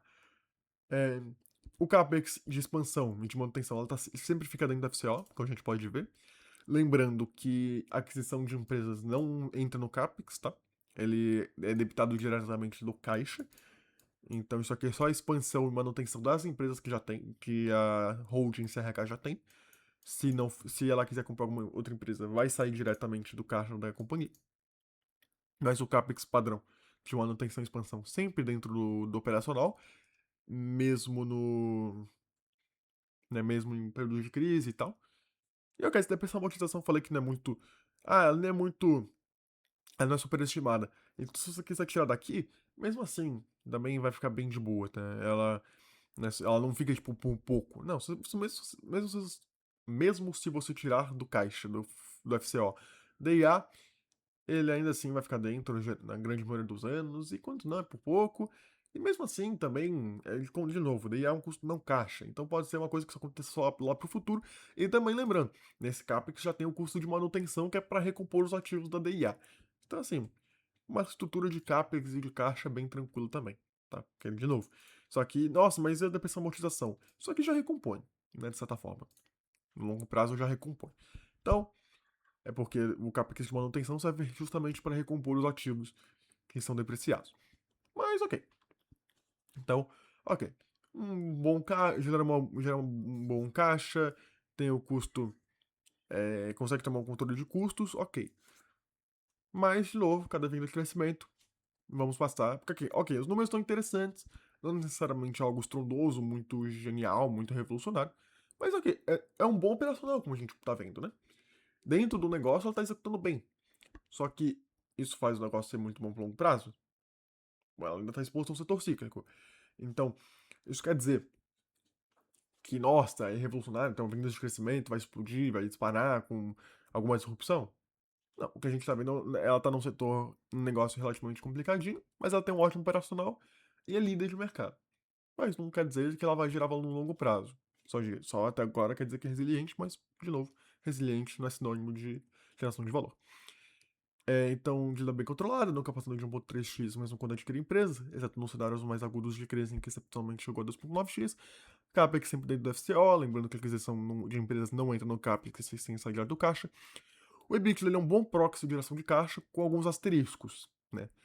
Porque, como eu falei, se você for abrir o 10K, você pode ver que constantemente ela compra e vende empresas. Ela tá frequentemente, tipo, fazendo investimentos e desinvestimentos. Ela vai lá, compra uma empresa, vende outra que não tá muito boa, que não faz parte dos planos, sei lá por quê. Então é meio difícil. Depois que você, às vezes, vê que o EBIT não é um proxy muito bom de geração de caixa. Claro, tipo, você vê que não é tanto. Porque às vezes ela gera mais EBIT e menos caixa. Por quê? Porque tem algum impacto disso. Vendeu mais do que comprou mais do que vendeu, aí tem que fazer um impairment, aí blá blá blá blá. Aí, né, fica um rolo assim. Impairment não afeta a caixa, lógico, mas sempre tem ali algum rolozinho que faz o EBITDA não ser um dos melhores proxies. Mas é um bom proxy, né? Se você for pegar, é bem ok. É só que não vai ser 100% uma tendência igual. Por causa desses investimentos e desinvestimentos que são um pouco de pé no saco pra entender. No 10K. Tá? Lembrando, tudo que eu peguei do 10K do ano fechado de 2024. Não peguei nenhum 10K de 2025. Tá? Aquisições recentes como mostra 10K, né? Eu falei, mais goodwill menos caixa. Hum, Tem frequentes não recorrentes na empresa com, né, linhas de alienações de bens, descontinuação de operações e aquisições de novas companhias, né, especialmente recentemente. Então, difícil saber o que compõe a variação de lucro bruto, lucro operacional, etc. Vai ser uma coisa, né? Com esses seguintes investimentos e desinvestimentos, por isso que eu não opinei muito recentemente aqui. Porque o que é fruto de, por exemplo, putz, vendeu um negócio que dava muito lucro bruto e agora comprou um outro que vai dar mais ainda, mas ainda não tem sinergia, ainda não entrou no balanço, né? Isso você pode até falar que se aplica para os outros anos, né? E tem uma crise existencial aqui de tudo que a gente falou. Não muito porque, né, teve um período que ela não comprou nada. Mas, principalmente nesse período de crescimento, você pode falar, pô, ela cresceu o lucro bruto, mas é porque melhorou? Ou é porque teve algum impacto excepcional de alguma aquisição e desinvestimento? Será que ela vendeu alguma empresa muito ruim? Aí parece que melhorou muito mais os fundamentos da empresa como um todo, sendo que não. É um pouco difícil de analisar isso, especialmente quando a empresa. Quando a empresa não tá vendendo e comprando nada, não. Aí tranquilo. Mas quando ela tá nesse ciclo forte, como recentemente ela tem feito, é um pouquinho mais complicado. Mas ainda assim, é uma coisa para se acompanhar de perto. Então, assim, é meio difícil analisar 100%, porque tem esses não recorrentes de alienação de bens de empresas, né, operações, e aquisições de novas companhias. Então, nesse ciclo é difícil saber, putz, um ano veio um lucro bruto menor do que o outro, como por exemplo esse ano. Pode ser algum não recorrente desse. Então é difícil também de saber. É, E também tem Stock-Based Compensation, né? Remuneração baseada em ações, também pode atrapalhar um pouco isso. Mas normal. É para ficar de olho se você for investir na empresa, e especialmente nesses períodos de muita aquisição e alienação. Dos 1,8 bilhões de IA em 2024 foi o que eu falei. 1,6 bilhões foi para Power Plant Equipment, né, que eles depreciam prédios em 40 anos e Plant and Machinery de 5 a 30 anos, dependendo de cada coisa. E 1,6 bilhões foi para isso, e os outros 0,2 bilhões depreciados amortizados foram em ativos intangíveis, que é diferente de Goodwill. Aí é uma coisa mais complexa e mais específica. E uma coisa que chama bastante atenção, que ela aumentou dívida. Deixa eu dar um refresh aqui porque tá ficando ruim, né? Né, dá um bugzinho. Mas se você for ver, dá pra pegar por aqui mesmo. É, quem tá me ligando? Ah, é claro, de novo. Meu Deus, os caras vivem me ligando. Enfim, desculpa. A empresa ela aumentou a dívida. O que você pode falar, pô, mas ela aumentou a dívida, sendo que ela tá pagando dividendo, como a gente pode ver aqui, e não tem JCP lá fora, né, que nem tem aqui, então, tipo, lá elas estão dando dividendo porque sim, e comprando. Então eles estão recomprando ações, eles estão pagando dividendo, enquanto estão se alavancando. Você pode olhar com um viés brasileiro e falar, pô, que absurdo, isso é ruim, né? A empresa ela tá se alavancando, ela poderia não estar pagando o dividendo, não estar recomprando e pagando a dívida, né? Então se desalavancando. Só que isso não é necessariamente uma coisa ruim. Tá porque lembrando, o mercado americano é um mercado de juros estruturalmente mais baixo do que o Brasil. E o endividamento dela está bem controlado. E lembrando que quando você paga juros, você tem um benefício fiscal, né? Você não vai, basicamente, você não pode pagar imposto sobre juros que você paga. Então, no final das contas, o que você pagou de juros, você não vai pagar de imposto. Você tem uma dedução do. Então, o custo real da dívida é os juros menos a taxa. É, menos a porcentagem da taxa do IRPJ americano, que eu não faço a menor ideia de coisa seja. Mas então tem esse fator. Então, lá fora, né? E não é uma coisa necessariamente tão ruim. Porque a empresa está com uma dívida controlada, então não é como se ela estivesse pagando dividendo e a ponto de ficar insolvente. E ao mesmo tempo, tipo, ela pode simplesmente estar falando assim, pô, eu vou retornar para o acionista via dividendo e via recompra, porque, principalmente no caso da recompra, eu acho que a rentabilidade causada pelo aumento do lucro por ação, com eu recomprando a ação, vai ser maior para o acionista do que o custo que eu teria que pagar de juros se eu só abatesse a dívida. Então ela pode estar falando assim, pô, vou recomprar a ação, porque a rentabilidade para o acionista da recompra da ação vai ser maior do que o custo real da dívida. O mercado de juros estruturalmente baixo como os Estados Unidos, num cenário de dívida controlada como é o caso da CRH, tudo bem. Só que é uma coisa de se ficar em alerta. Porque se os Estados Unidos eventualmente incorrer um juro muito alto, é, chegar num ponto que o valuation está muito esticado, então a recompra não é muito eficiente, talvez seja uma coisa para ficar alerta. Ou se, por exemplo, a dívida líquida ficar muito ruim, né? Aí ficar, por exemplo, for para 4 vezes a dívida líquida EBITDA. Aí, ok, já é um cenário muito preocupante, porque tem que reduzir o endividamento. Mas no cenário atual, em que a atividade está controlada e juros estruturalmente mais baixos do que no Brasil, ela pode só falar isso, o custo, a rentabilidade da recompra vai ser maior do que o custo real da dívida, então vamos devolver e tudo bem. A gente continua com o cenário de dívida ok, continua aproveitando o benefício fiscal do custo real da dívida, né, os juros é menor do que realmente é por causa da dedução dos impostos, e como a dívida está controlada, a vida que segue, tranquilo. A gente continua aproveitando o benefício fiscal e retorna para o acionista numa rentabilidade maior do que o custo dos juros vai ser no longo prazo. Ok. Mas é para ficar de olho se o endividamento piorar muito, se os juros americanos aumentar muito, eventualmente por alguma disrupção de mercados global. É para ficar de olho. Mas não dá para ter a percepção que a gente tem no Brasil de achar isso absurdo, tá? Necessariamente. Nos Estados Unidos a dinâmica de mercado de juros é diferente, então aqui não é necessariamente um problema. Mas se tiver alguma mudança, como eu falei, né, disso de aumentar juros, aumentar muito endividamento, aí é uma coisa para se ficar de olho. Porque não é à toa que a empresa ela fez muito follow-on no período da crise, né? Ela não recomprou, ela aumentou, porque ela precisou pegar dinheiro. Mas, né, para tentar bater a dívida. Agora ela tá fazendo o contrário. Mas se o endividamento aumentar muito por causa de uma crise, ela não vai poder ficar recomprando, senão a dívida dela vai aumentar, ela vai ficar insolvente. Mas esse é um cenário muito extremo, nem perto de acontecer agora. Agora a dívida tá controlada, tudo tranquilo. E agora pra tese, tá? A gente né, zerou um pouquinho aqui da, dos números da empresa, a gente vai falar um pouco da tese.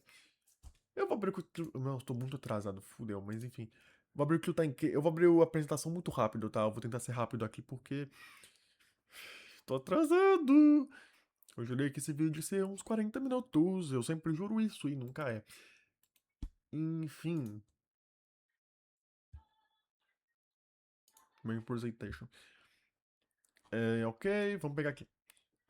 Aqui. Bem, a principal tese, né? Vamos falar da tese de investimento, né? Porque aqui é uma empresa que a gente já vê que tem alguma qualidade, não necessariamente o melhor do mundo, mas pode atrair a atenção de algumas pessoas. Então vamos ver a tese em si. Eu já tenho os pontos separados, então vamos lá, tá? Os pontos que são mais importantes. É o líder de infraestrutura na América do Norte, né? Nos Estados Unidos e tal, atua também no Canadá, né? Então, é uma empresa líder de infraestrutura e de construção nos Estados Unidos e nos outros mercados que ela atua também na Europa e tal, ela é líder. E por causa disso, ela tem uma posição de liderança em mercados no que ela considera mercados de alto crescimento, especialmente por causa da escala inigualável dela. Porque, ok, especialmente na solução de agregados, né?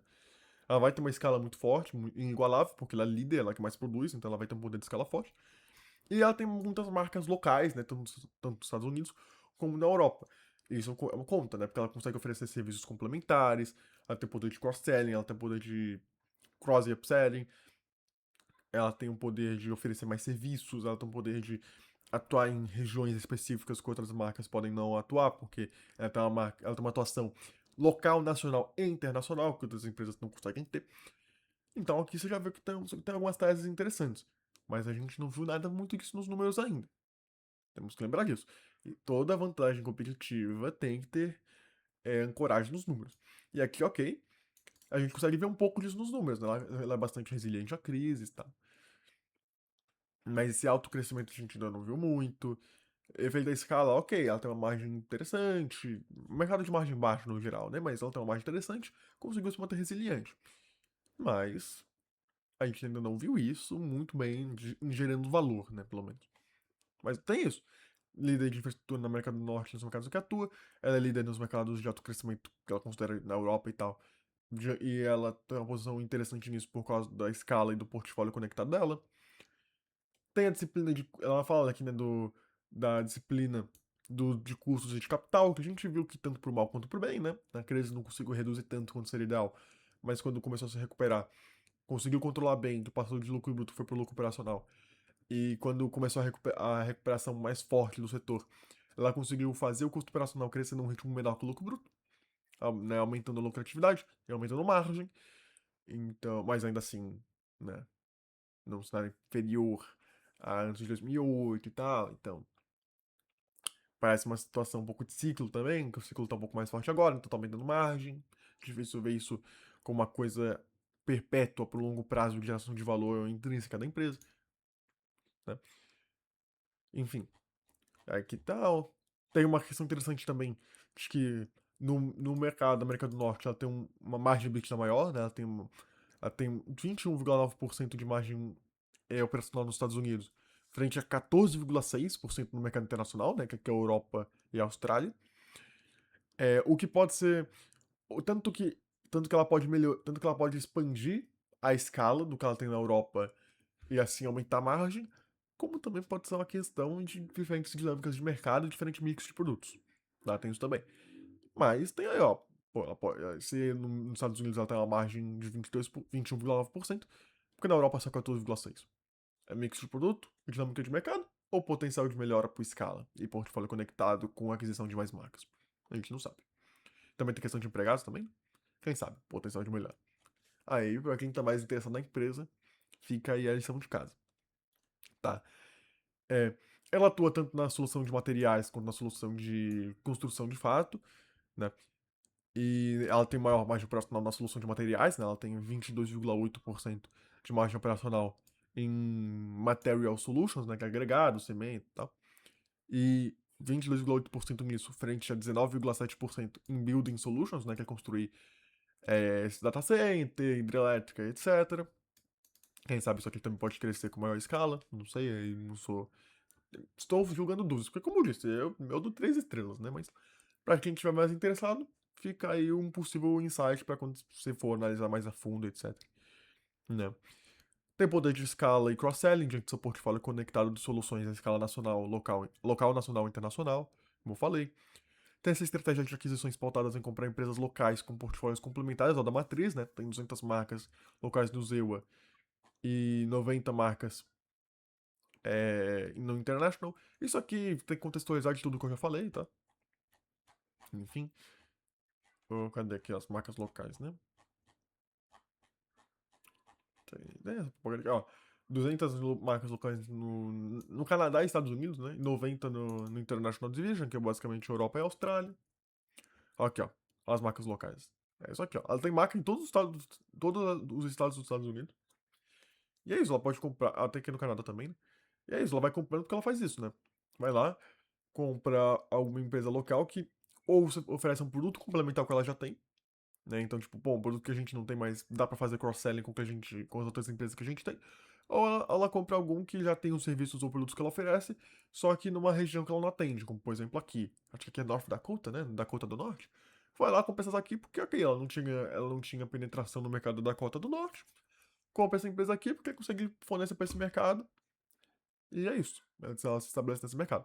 Então ela compra marcas que complementam o portfólio de produtos ou o portfólio de regiões, se você quiser deixar dessa forma.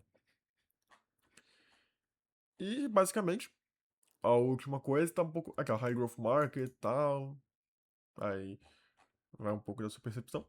E aqui é a parte que eu acho mais interessante, que eles já falam um pouco do plano deles pro longo prazo, né? De 2020 e 2024, o que eles geraram de caixa, né, o que eles geraram de caixa e pegaram de caixa e usaram de caixa, né, efetivamente, tanto que eles geraram quanto que já estava no caixa antes.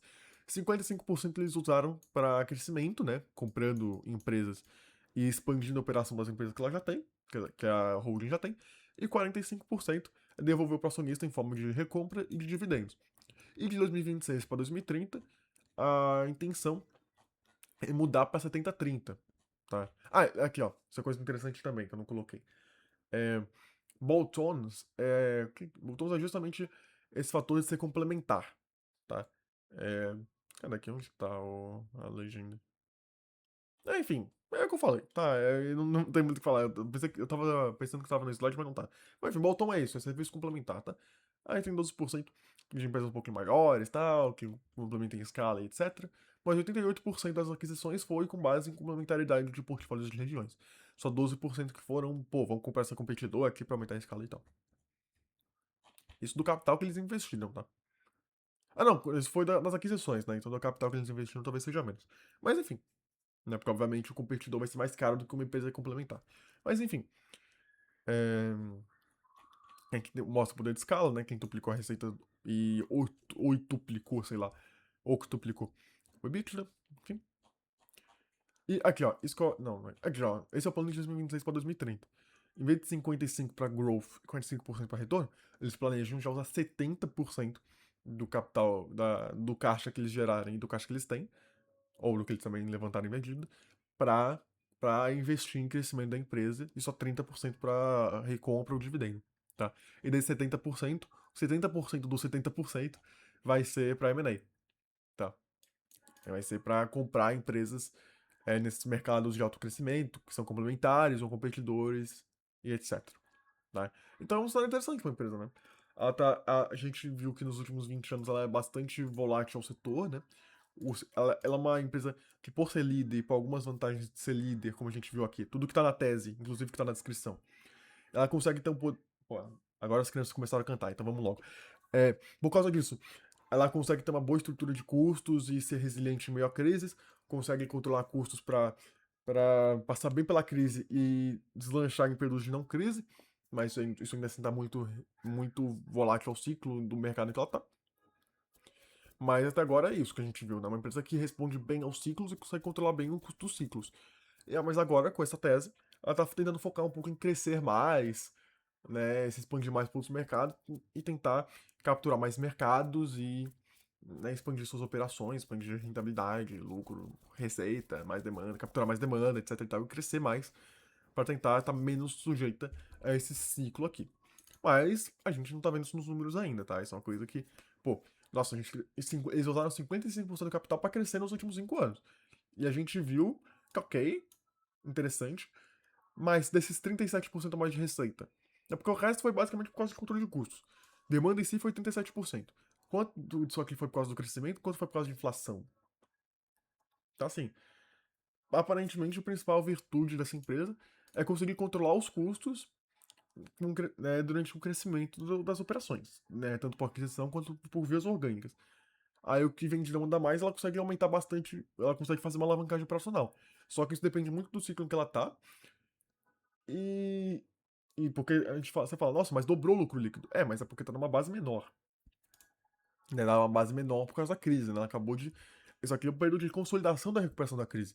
Isso não vai se manter na perpetuidade. Né? Ela não vai conseguir crescer pra cacete aumentando ao longo de 20 anos só 20% dos custos. Quando ela for crescer pra valer, né, sem ter nenhuma correlação de peso por causa da crise, ela não vai conseguir manter essa barganha de custos operacionais, né? Muito provavelmente. Então tem que ver. Ela provavelmente não vai conseguir manter essa alavancagem operacional para sempre. Então não adianta crescer 30% e achar que vai em receita e achar que vai ter 100% de lucro líquido a mais na perpetuidade, isso não vai acontecer. E desses últimos 5 anos em que ela conseguiu crescer 43% de receita líquida, isso ainda com. Pegar 2021, né? Que 2020 é muito sacanagem. Desses 26% nos últimos 5 anos, vai 4, 5 anos. Quanto disso é crescimento? Quanto disso é inflação? Ok, mas pode falar que, pô, 26% da receita, você pode assumir que na perpetuidade pode ter um bom histórico de controle de custos, talvez isso seja uns 40 e poucos por cento de lucro a mais. Pô, quanto disso é inflação, quanto disso é crescimento? Isso é um bom retorno, isso é um bom uso do caixa, né? Porque ela tá usando muito caixa para fazer esse crescimento. Será que isso é um bom retorno pro caixa? Pô, usar bastante caixa para crescer 40% em 5 anos? Aí fica um pouco disso. Aí me parece uma empresa que tem um potencial interessante para quando tiver um cenário em que ela não tiver muito sujeita a um contexto de pré-crise, durante crise, pós-crise, recuperação de crise, talvez seja uma empresa interessante para ver se ela realmente vai conseguir capturar novos mercados e, ao capturar esses novos mercados, enxugar, não vai conseguir enxugar, mas aumentar menos os custos do que geralmente, como por exemplo aqui, né? Nesse período de crescimento aqui, ela aumentou bastante os custos, como a gente pode ver, né? Aumentou de 3 bilhões para 5. Não é ver. Se num eventual outro cenário desse aqui, em que ela cresceu muito, ela vai conseguir crescer menos os custos operacionais e ter uma alavancagem operacional é, considerável, em que ela consiga fazer com que a receita, o crescimento do lucro seja mais do que o crescimento da receita, e isso, no geral, compense o tanto de tempo que foi gasto, o tanto de caixa que foi gasto para isso acontecer, tá?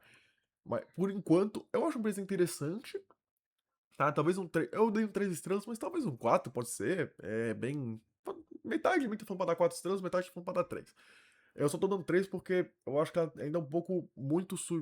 Como a gente vê nos números, ela é um pouco sujeita à crise do ciclo demais. Ela é muito cíclica ainda. Não extremamente cíclica, mas ela ainda tá bastante mais exposta aos ciclos no mercado em que ela tá, do que, por exemplo, uma período da vida. Então, o que me pega por enquanto é isso, é ver se no eventual, nesse ciclo de crescimento, que né, ela vai conseguir se alienar um pouco de como está o mercado de construção civil no geral, que é meio difícil de achar que vai acontecer, mas ok. E se nesse crescimento ela vai conseguir um bom crescimento de receita, com boa alavancagem operacional, para ter um crescimento composto interessante no geral, pelo menos no meio desse crescimento, para compensar todo esse tempo gasto e todo esse caixa gasto. Porque, porque, pô, se ficar nisso aqui de, nos últimos 5 anos, 26% a mais de receita, lembrando, mas dobrou o lucro líquido. Mas dobrou por causa de uma situação de recuperação da crise. Com custo operacional baixo, que num cenário de crescimento mais agressivo não vai ser assim. Então, é ver se, pô, com o crescimento ela vai conseguir gerar uma alavancagem operacional sustentável na perpetuidade, e com um crescimento de receita interessante, para compensar esse tempo. Porque se ficar assim, pô, 40% ao longo de 5 anos, que é o que eu vejo como algo sustentável num chute aleatório agora, e ainda assim exposto a ciclo, a crise e tal, ainda não parece uma empresa que no longo prazo vai ser uma empresa que vai gerar muito valor. Posso estar errado, nesse eventual ciclo de crescimento que ela vai tentar desempenhar nos próximos 5 anos. Ela pode ter uma alavancagem operacional muito interessante, acima do que eu tô pensando, mesmo sem contexto de recuperação de crise, e assim, pô, gerar um crescimento bastante interessante. Aí quando vier a próxima crise, ela pode ser resiliente, nem cair tanto. Beleza, cair tanto de fundamento, né? Mas no geral, por enquanto, não tô achando muito interessante, não, porque. Pô, vamos supor que ela ainda cresça um ritmo interessante, mas aí, pô, como vai ser numa crise, aí vai devolver tudo que cresceu. Meu medo é ficar nisso. É tipo, nossa, cresceu muito, tal, que nem cresceu aqui. Aí vai, só que aí você pega o período da crise, tal, e no geral vai ficar 4% ao ano. Aí não é muito interessante, né? E lucro líquido, no caso, 5% ao ano, não é uma coisa muito interessante. E ainda assim, muito exposto à crise também, né? Então, aqui parece ser um caso de trade de ciclo com uma coisa mais interessante que você pode fazer, mas isso não é o propósito de quem está investindo para buy and hold como eu. Então, para mim, é uma empresa bastante interessante, com uma boa execução de operacional e estrutura de custos, mas eu ainda acho que falta um pouco de se provar para rentabilizar, para alavancagem operacional sustentável no longo prazo, no ciclo de crescimento, e como ela vai desempenhar em futuras crises. Para mim é isso. Empresa interessante por causa da boa execução de custos e de operacional, mas para mim ainda falta um pouco mais de crescimento e alavancagem operacional sustentável em um ciclo de crescimento e não cair tanto numa crise a ponto de, no longo prazo, não gerar tanto valor por conta de crises do setor cíclico que ela se encontra.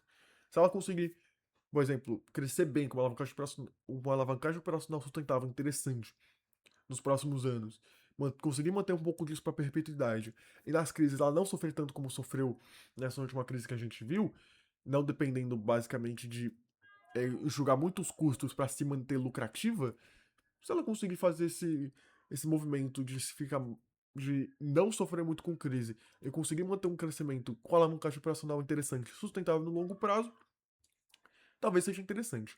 Mas para mim ainda falta um pouco de se mostrar isso, né? Porque agora, por exemplo, tá muito ruim de ver isso no balanço, porque tem muito não recorrente de alienação, de venda de uma empresa, compra de outra, desinvestimento, investimento. E também falta um pouco disso no geral, né? A gente não tá vendo muito disso. Que essa alta alavancagem operacional e alto lucro que a gente viu nos últimos 10 anos é muito por conta da recuperação da crise de 2008, que foi uma das maiores crises do capitalismo global. Então foi basicamente uma recuperação movida a um trade de ciclo junto com essa boa estrutura de custo da empresa, mas que não é o que vai gerar valor na perpetuidade. É uma coisa que complementa esse trade de ciclo, mas na perpetuidade não é isso que vai acontecer. Tanto que no outro ciclo de crescimento, ela cresceu e cresceu os custos operacionais quase que na mesma medida. Então, assim, tem um caminho interessante que pode acontecer, mas por enquanto acho que ainda falta um pouco se provar isso que eu já falei, né? Se mostrar falta ela se mostrar um pouco menos suscetível menos volátil às crises do setor e falta provar um pouco mais de crescimento e alavancagem operacional sustentável, sem depender de enxugar custo no ápice de crise e ter uma alavancagem operacional muito forte por causa de trade de ciclo mais custos congelados por conta desse bom operacional, que, de novo, não é bom controle de custos operacional. Quando eu digo bom operacional, é isso, né? Bom controle de custo operacional. Não é bom controle de custos operacional num trade de ciclo, que é o que vai te dar valor que vai gerar valor na perpetuidade. Então, para mim, falta um pouco disso. Mas definitivamente uma empresa bastante interessante de se analisar e de se acompanhar como é que ela vai se desenvolver ao longo do tempo, certo? E é por isso que eu até termino o roteirinho com isso aqui, né? Execução boa, interessante e tal, mas cadê as vantagens competitivas? Né? Vantagem competitiva de longo prazo, assim, que né, rebata esse trade de ciclo, essa dependência de bom custo operacional para se manter ok em período de crise e só se recuperar depois da crise por conta disso também. Não é muito uma vantagem competitiva de perpetuidade, né? Como, por exemplo, uma track and field. Eu falei bastante exemplo da track and field aqui, mas se você for ver, você vai ver que eu listo bastante coisa interessante na empresa de vantagem competitiva. Aqui parece. Até agora, o que a empresa mostrou de interessante é uma mistura disso. Bom controle de custo operacional, mais trade de ciclo.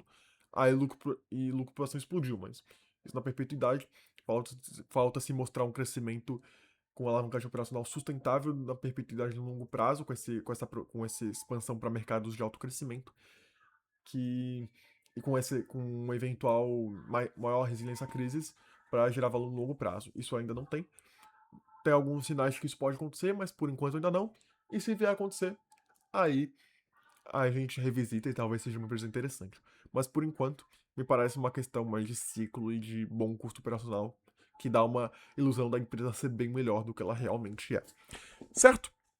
Enfim, são 4h30, pra eu ter terminado isso 3h40. É... Ferrou, eu tô muito atrasado pro meu compromisso. Perdão, perdão mesmo. Mas, enfim, por isso que eu vou terminar esse vídeo logo. Muito obrigado para você que me acompanhou até aqui. Espero que vocês tenham gostado desse vídeo. Vai ter mais ações por aí, mais análises de estoques por aí. Fiquem ligados no canal. Muito obrigado pela sua audiência até aqui. Muito bom dia, muito boa tarde, muito boa noite. Nos vemos daqui a 1 ou 2 dias quando eu postar o meu próximo vídeo. Até mais.